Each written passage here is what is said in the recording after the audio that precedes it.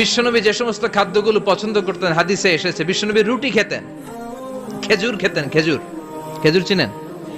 Balah, তামার, দুধ খেতেন, এই মধু খেতেন, জব খেতেন, বার্লি খেতেন, লাউ খেতেন, রুম্মান, ডালিম ফল, আনার ফল, আনার চিনেন? আনার, এই আনার খেতে পছন্দ করতেন বিশ্বনবী। মাশরুম খেতেন, মাশরুম, মাশরুম চিনেন?